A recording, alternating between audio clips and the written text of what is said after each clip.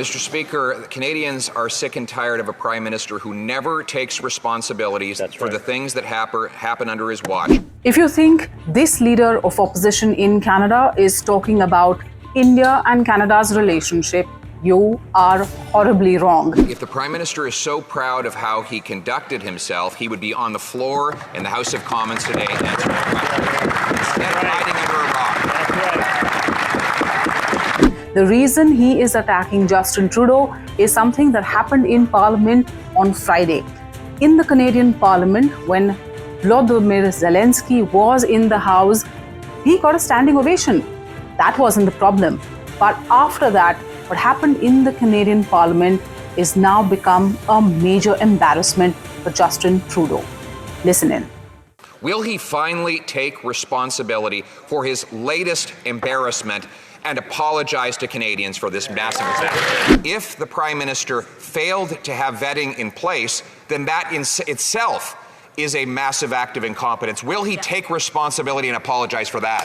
Essentially, what happened was Zelensky was invited to address the joint session of the Canadian Parliament.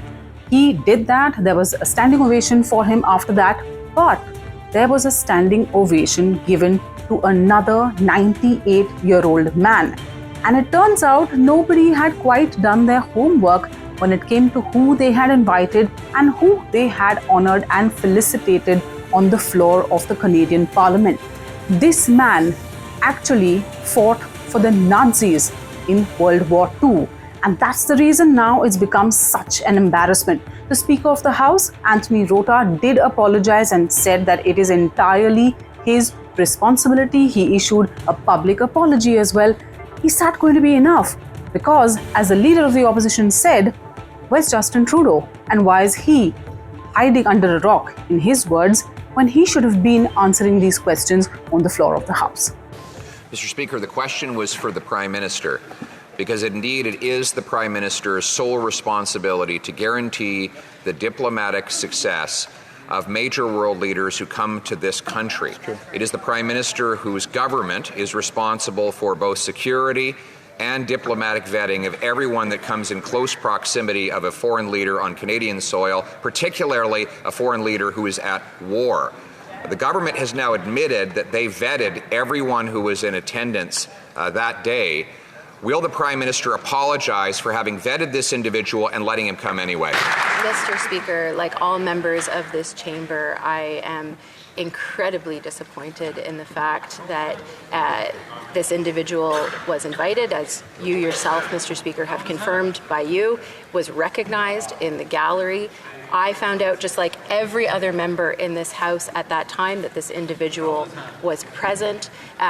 This is deeply embarrassing for us as parliamentarians, as Canadians, and it is something that I think all of us take extremely seriously, and I would ask my honourable colleagues not to politicize this moment. Mr. Speaker, the Prime Minister is responsible. He is in Ottawa today. He can get on his feet and answer for his massive diplomatic embarrassment and shame. Stand up. That minister admitted that the government vetted every single person that was here for the speech. That was the job of the government, which has an entire security and diplomatic apparatus set up for that purpose.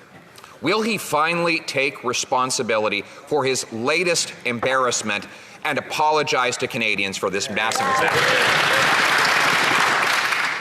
Mr. Speaker, as a descendant of Jewish Holocaust survivors, I am personally very hurt by the fact that this chamber recognized this individual. And I am sure that everyone feels the same way in this chamber. The Parliamentary Protective Service had the appropriate screening in place to ensure the security of last Friday's event, and that is what I was referring to, Mr. Speaker. But what I can continue to say is that we all must take this seriously.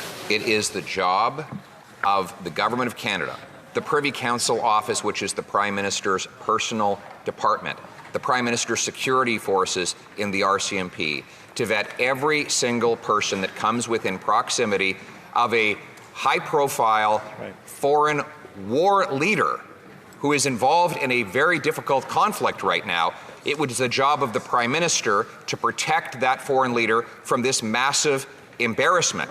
If the Prime Minister failed to have vetting in place, then that in itself is a massive act of incompetence. Will he take responsibility and apologize for that? Mr. Speaker, I would again ask the Leader of the Opposition to not politicize this issue. He knows just as well as everyone else in this chamber that the decision to invite this individual was yours, Mr. Speaker, and yours alone, that you did not inform the government or the Ukrainian delegation that you were inviting him or that you would recognize him. You made that public yesterday. The Leader of the Opposition knows that, and I would ask that he sticks to the facts. Thank you, Mr. Speaker. If the Prime Minister is so proud of how he conducted himself, he would be on the floor in the House of Commons today answering questions. Instead of hiding under a rock. Mr. Speaker, Canadians are sick and tired of a Prime Minister who never takes responsibilities for the things that happen under his watch, whether it's the record high inflation or interest rates or the doubling of housing costs or the constant international embarrassments. He always finds someone else to throw under the bus. Are you that person? Subscribe to our YouTube channel.